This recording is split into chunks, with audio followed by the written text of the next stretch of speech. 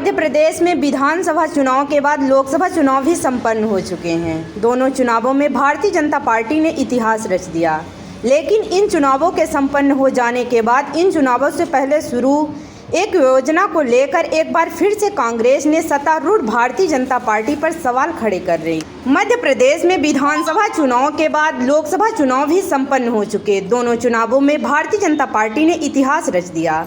लेकिन इन चुनावों के संपन्न हो जाने के बाद इन चुनावों से पहले शुरू हुई एक योजना को लेकर एक बार फिर से कांग्रेस ने सत्तारूढ़ भारतीय जनता पार्टी पर सवाल खड़े कर हम बात कर रहे हैं मध्य प्रदेश की लाडली बहना योजना को। माना जा रहा है कि वह योजना है जिसके जरिए भारतीय जनता पार्टी को भर भर के महिला वोट मिले थे विधानसभा चुनाव में, और हाल ही में संपन्न हुए लोकसभा चुनाव में भी इसे जोड़कर देखा जा रहा।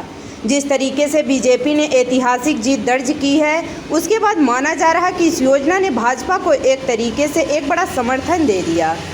अब आखिर के योजना सुर्खियों में है। आइए आपको बता दें, दरअसल प्रदेश कांग्रेस अध्यक्ष जीतू पटवारी ने एक चिट्ठी लिखी है जिसमें उन्होंने मध्य प्रदेश के मुख्यमंत्री डॉक्टर मोहन यादव से मांग की, जो वादा चुनाव के पहले महिलाओं से किया गया था। आपको बता दें कि तत्कालीन मुख्यमंत्री शिवराज सिंह चौहान ने जब लाडली बहना योजना की शुरुआत की थी तो शुरुआत में उन्होंने 1000 रुपये की राशि तय की थी। उन्होंने तब कहा था कि इसे बढ़ाया जाए, इसके बाद राशि बढ़ाएगी। चुनाव से पहले यह राशि 1250 तक पहुंच गई। हर महीने करीब 1.25 करोड़ महिलाएं जो इस योजना की हितग्राही हैं, उन्होंने हर महीने 1250 रुपये की राशि बैंक खातों में दी जाती है, जो कि हर महीने की 10 तारीख को दी जाएगी। हालांकि चुनाव के समय तारीखों में कुछ बदलाव हुआ, कभी यह 5 तारीख को, कभी 10 तारीख को। पहले यह राशि महिलाओं के बैंक खातों में डाल दी गई।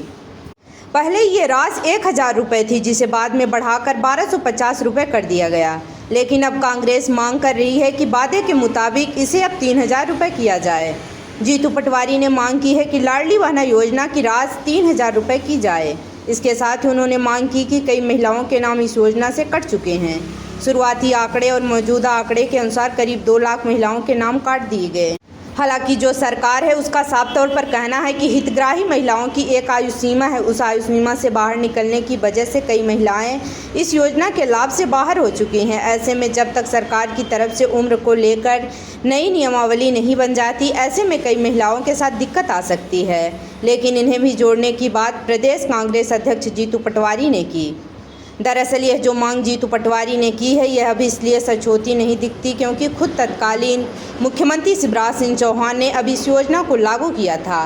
तभी उन्होंने साफ कर दिया था कि इस योजना में अचानक से 3000 रुपये नहीं दिए जाएंगे। तत्कालीन सीएम शिवराज सिंह चौहान ने उस समय साफ कर दिया था कि राज्य सरकार अपना एक बजट होता है, उसमें कई सारी योजनाएं होती हैं। सभी योजनाओं के लिए अलग अलग मद्दे हैं, वो निर्धारित हैं। ऐसे में इस योजना के लिए जो मद निर्धारित किया गया था, उसमें जैसे जैसे फंड आते जाएंगे वैसे वैसे महिलाओं के हर महीने में जो बैंक खातों में राशि जाती है उसमें बढ़ोतरी होती रहेगी। यह वादा निभाया गया। जब लागू किए गए उसके बाद कुछ महीनों के बाद इसे 250 रुपये बढ़ा दिया गया। तब इस योजना में अब 1250 मिलते हैं। तत्कालीन सरकार ने स्पष्ट किया था कि जब सरकार के पास फंड होगा, समय समय पर इस योजना में 250 रुपये की बढ़ोतरी की जाएगी। मध्य प्रदेश में महिलाओं को सीधे 3000 रुपये देने की कोई योजना नहीं। इस योजना में नियमानुसार पैसे बढ़ाए जाएंगे। इसी योजना ने मध्य प्रदेश में पहले विधानसभा और बाद में लोकसभा चुनाव में बीजेपी